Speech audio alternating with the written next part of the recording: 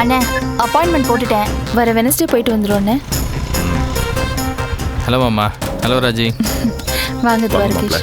உட்காருங்க. வாங்க சார். உட்காருங்க சார். பிரியா எப்படி இருக்கா? டிஸ்சார்ஜ் பண்ணியாச்சு.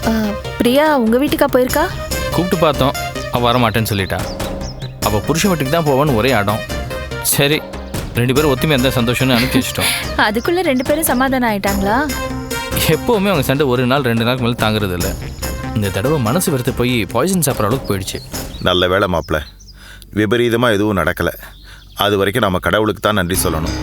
சரி, அந்த பொண்ணு கஸ்தூரி விஷயத்தில் ஏதாவது இம்ப்ரூவ்மெண்ட் இருக்கா? அவளை பற்றி ஏதாவது தகவல் கிடைச்சதா? இது வரைக்கும் எதுவுமே தெரியல சார். எல்லா ஸ்டேஷனுக்கும் அந்த பொண்ணோட ஃபோட்டோவை அனுப்பி விசாரிச்சுட்டு இருக்கோம். யாருக்கும் எதுவும் தெரியலன்னு சொல்கிறாங்க. அப்போ கஸ்தூரியை கடத்த வந்தவங்க யாருன்னு தெரிஞ்சுதா? சார் கொடுத்த நம்பர் ஃபேக் நம்பர். வந்தவன் யாரு, அந்த பொண்ணுக்கும் வந்தவனுக்கும் என்ன சம்மந்தம்னு தெரியல.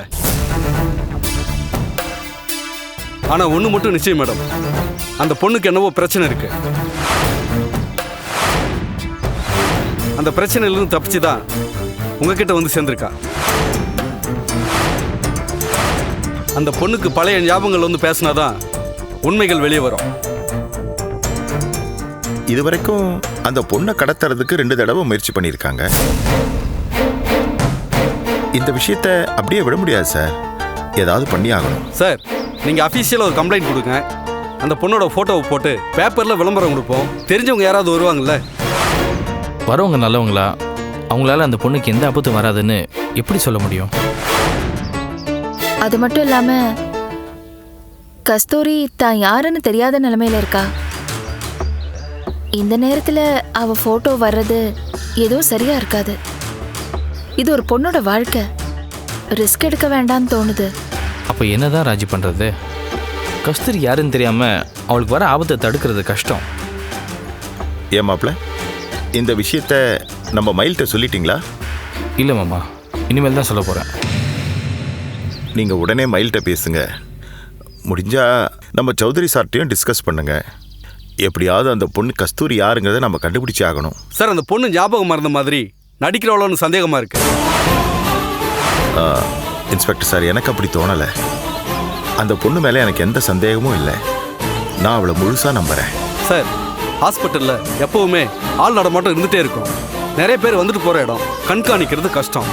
உங்களுக்கு ஆட்சேபனை இல்லைன்னா அந்த பொண்ணை ஏதாவது காப்பகத்தில் சேர்த்துடலாம் சார். சே, நம்ம கண்காணிப்பில் இருக்கும்போதே அந்த பொண்ணுக்கு பாதுகாப்பு இல்லை. வெளியே எங்கேயாவது அனுப்பிச்சி வச்சோம்னா அந்த பொண்ணுக்கு பாதுகாப்பே இருக்காது. அப்போ ஒன்று பண்ணுங்க சார், உங்கள் வீட்டிலேயே கூப்பிட்டு வந்து வச்சுக்கங்க, பாதுகாப்பாக இருக்கும்ல.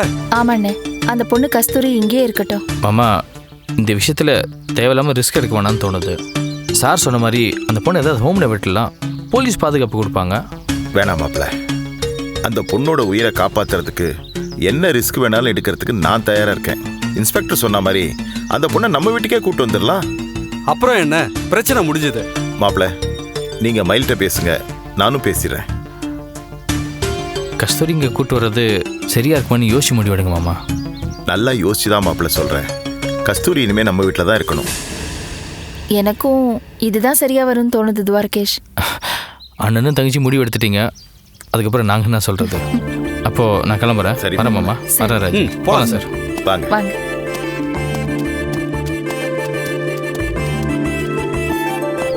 அண்ணே, அந்த பொண்ணு கஸ்தூரியை நம்ம வீட்டுக்கே கூட்டிட்டு வரணும்னு நினச்சிட்டு இருந்தேன். உங்ககிட்ட எப்படி சொல்றதுன்னு தயக்கமா இருந்துச்சு. நான் ஏற்கனவே முடிவு பண்ணிட்டேம்மா. கஸ்தூரி இனிமே நம்ம கூட தான் இருப்பா.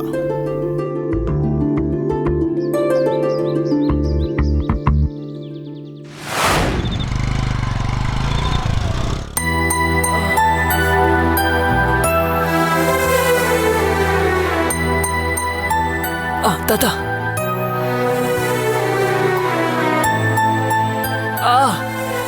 தாத்தா கொஞ்சம் மெதுவா.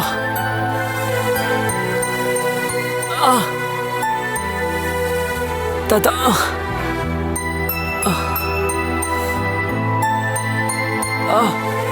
இதெல்லாம் நமக்கு தேவையாடா?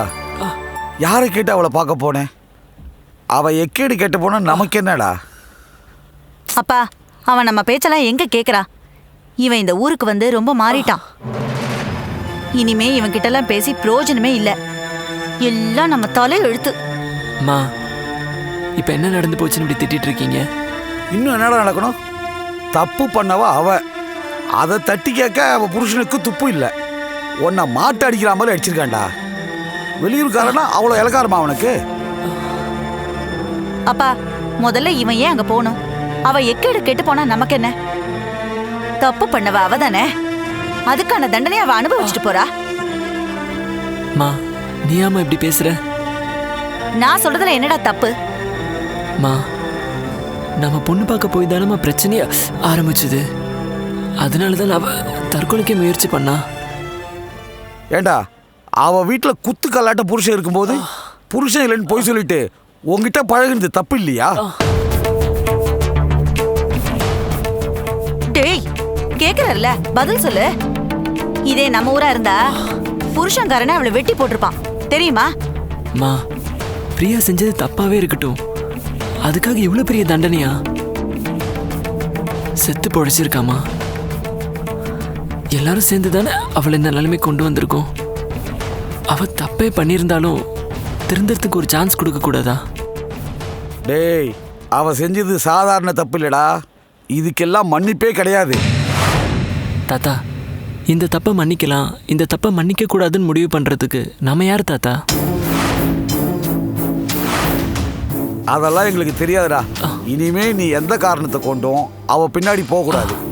மீறி போன அப்புறம் நான் சும்மா இருக்க மாட்டேன். ஒன்றும் பண்ண மாட்டேன்டா. நேரா பிரியாவோட புருஷன்கிட்ட போய் நாக்கு புடுங்கிற மாதிரி 4 கேள்வி கேட்பேன். என்ன தாத்தா? அப்பா, இந்த ஊர்ல இருந்தா தானே இவன் அவளை போய் பாப்பான். இந்த ஊர்லயே இருக்க வேண்டாம், பேசாம கும்பகோணமே போயிடுவோம். முடியாதுமா. அண்ணன் எனக்கு கொடுத்த கடமையை முடிக்காம நான் இங்கிருந்து எங்கேயும் போக மாட்டேன். அப்போ கண்டவங்கிட்ட அடி வாங்கியே சாக போற. டேய், இவ்வளோ நடந்ததுக்கு அப்புறமும் நீயும் அவளும் ஒரே ஆஃபீஸில் வேலை பார்க்கறது சரியா வராதுடா. உனக்கும் நல்லதில்ல, அவளுக்கும் நல்லதில்லை. சொன்னா புரிஞ்சுக்கடா.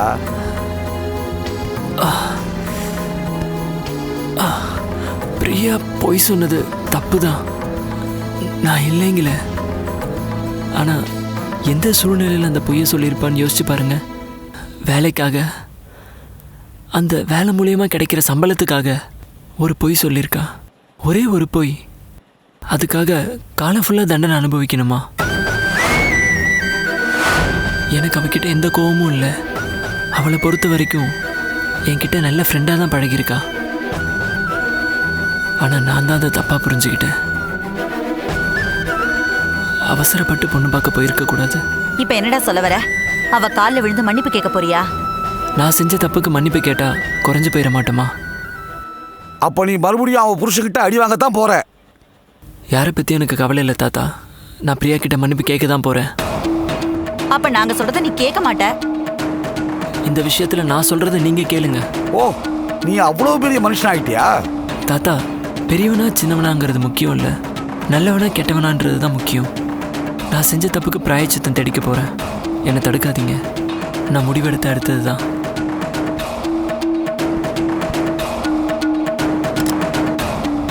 அபிராமி, இவன் போற பாதை சரியில்லைம்மா.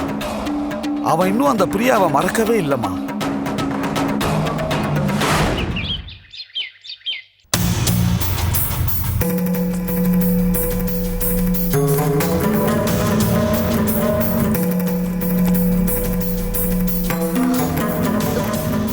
என்னங்க, என்ன பண்றீங்க?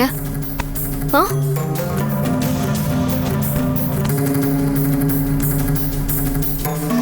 உங்களை தாங்க கேக்குறேன். என்ன பண்றீங்க? எங்க கிளம்புறீங்க? எங்க என்னங்க, நான் கேட்டுட்டே இருக்கேன், நீங்க போயிட்டே இருக்கீங்களே. எங்க போறீங்க? ஊருக்கு போறியாப்பா? ஆமாண்டா கண்ணா, அப்பா கொஞ்ச நாள் ஊருக்கு போறேன். அப்பா திரும்பி வர வரைக்கும் நீ சேட்டை பண்ணாம நல்ல பொண்ணா இருக்கணும், சரியா? அப்பா, ஸ்கூல் லீவ் தான் ஸ்டார்ட் ஆயிடுச்சுல, என்னையும் கூட கூட்டு போயேன்.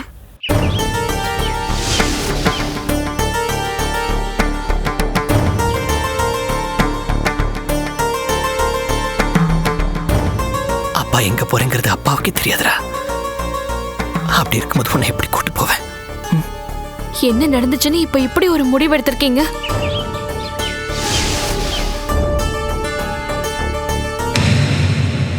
இன்னும் என்ன நடக்கணுமா?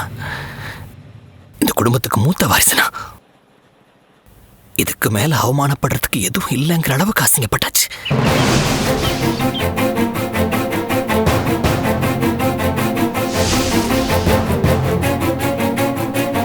பிரியா விஷம் குடிக்கலனா நான் அன்னைக்கே வீட்டை விட்டு போயிருப்பேன்.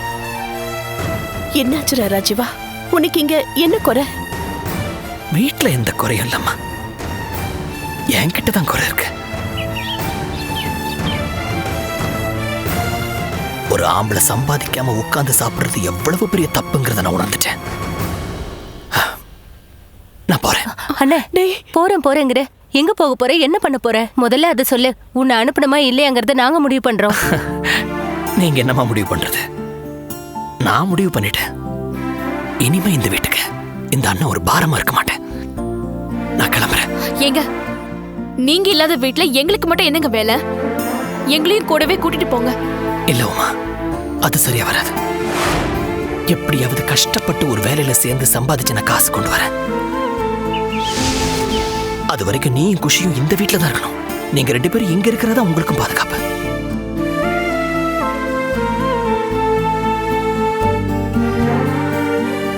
யாரும் இந்த வீட்டை விட்டு போக வேணாம். நானும் மீனாவும் இந்த வீட்டுக்கு வந்ததுக்கு அப்புறம் தான் இந்த வீட்டில் நிறைய குழப்பம் வருதுன்னு எனக்கு தோணுது.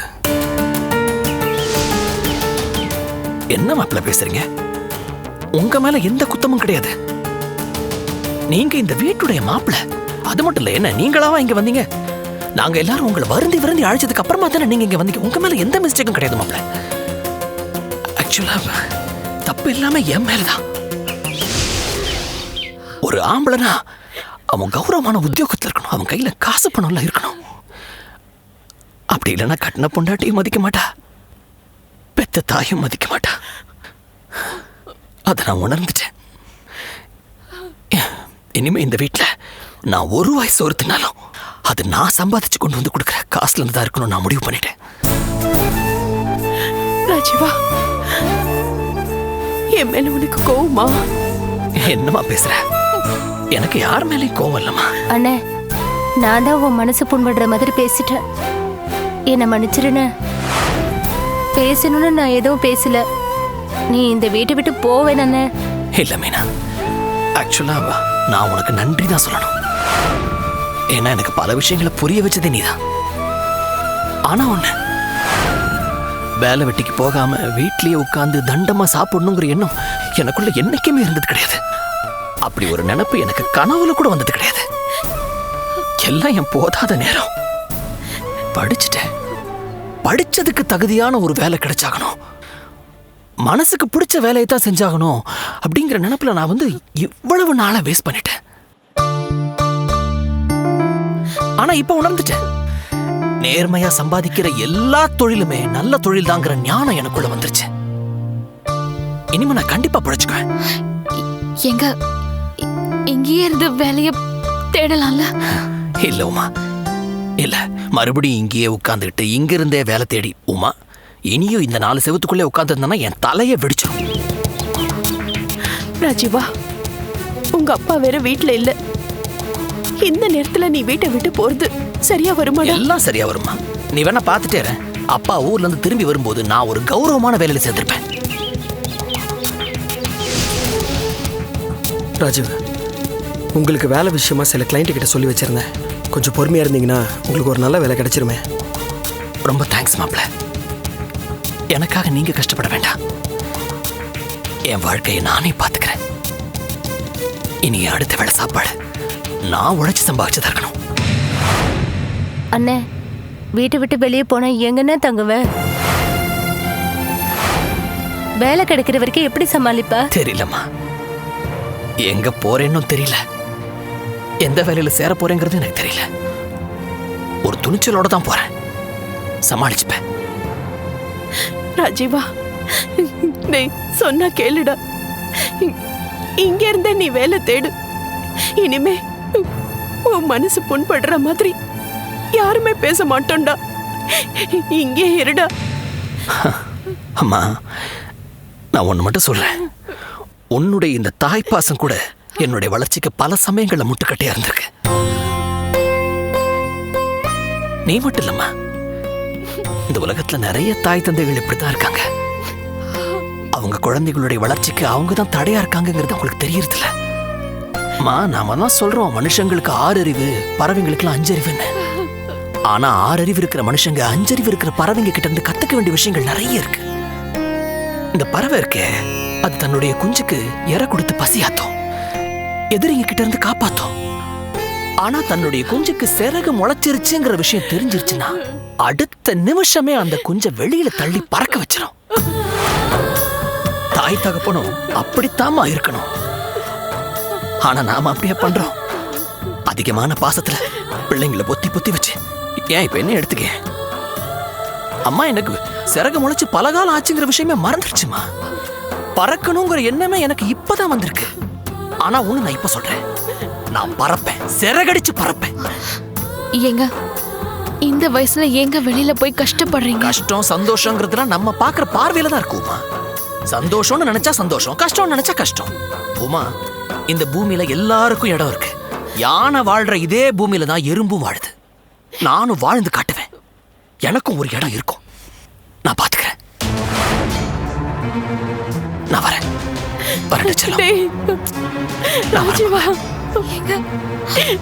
நான் நல்லா வருவேம்மா, நீ கவலைப்படாத. நான் வரேன். இங்க இருங்க, கேளுங்க. எங்க நில்லுண்ண, உனக்கு என்ன இப்போ ஒரு வேலை வேணும் அவ்வளோதானே? நீ கூட வா. எங்கடா? என் மேல நம்பிக்கை இருக்குல்ல? என்னடா கேள்வி இது? என்ன நம்ம கேள்வி? எப்படிங்க நீ? வா. என்ன? வாண்ண, வா வாண்ண.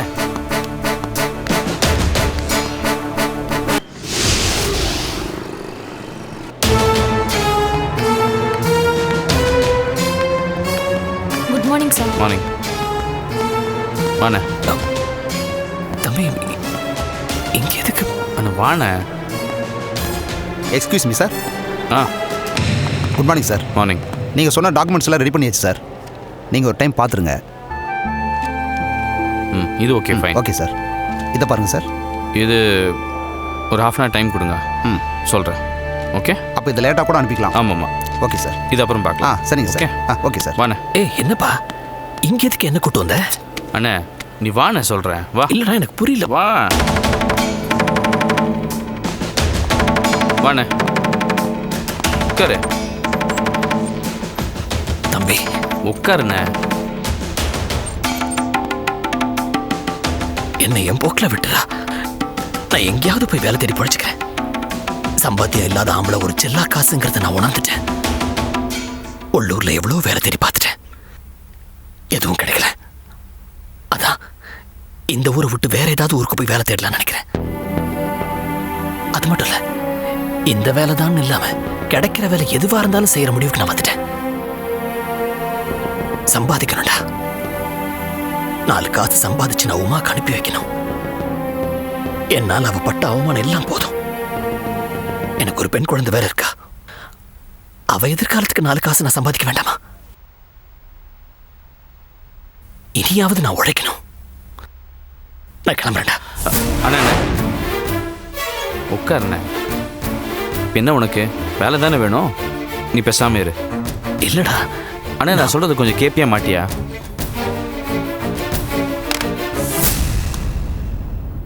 காயத்ரி சார், எல்லாரும் என் கேபினுக்கு வர சொல்லுங்க. Okay sir. பேஷண்ட் அட்டென்ட் பண்ணவங்களை டிஸ்டர்ப் பண்ண வேண்டாம். மற்றவங்களாம் வர சொல்லுங்க. Okay sir. சரிடா, நான் வெளியில வெயிட். அண்ணா இருண்ண, எதுக்கு போகணும்? இல்லடா, நீ உன் ஸ்டாஃபோட பேசும்போது நான் இங்க இருந்தேன்னா உனக்கு டிஸ்டர்பன்ஸா இருக்கும். நான் வெளியில வெயிட் பண்றேன். முடிச்சு. அதெல்லாம் ஒன்றும் இல்லைண்ணே, உட்காரு. இல்ல சொன்னா கேளு, உட்காரு. வாங்க.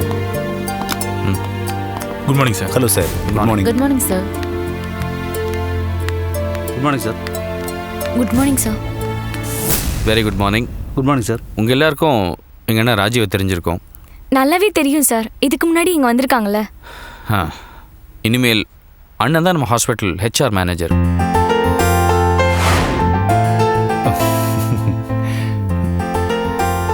Congrats, sir. உங்க எல்லாருக்கும் சந்தோஷம் தானே? ரொம்ப சந்தோஷம் சார். என் அண்ணங்கிறதுக்காக இந்த வேலையை நான் கொடுக்கல. உண்மையிலேயே அவர் ஒரு சிறந்த மனிதாபிமானி. அடுத்தவங்க மனசு புண்படுற மாதிரி அவர் என்றைக்கும் நடந்துக்க மாட்டார். ஹெச்ஆர் மேனேஜராக நம்ம ஹாஸ்பிட்டலில் வேலை செய்கிறதுக்கு எல்லா தகுதியும் அவர்கிட்ட இருக்குது. ஸ்டாஃபோட பிரச்சனைகளையும் தேவைகளையும் புரிஞ்சுக்கிட்டு ஸ்டாஃபுக்கும் மேனேஜ்மெண்ட்டுக்கும் ஒரு பாலமாக இருப்பாருன்னு நம்புகிறேன்.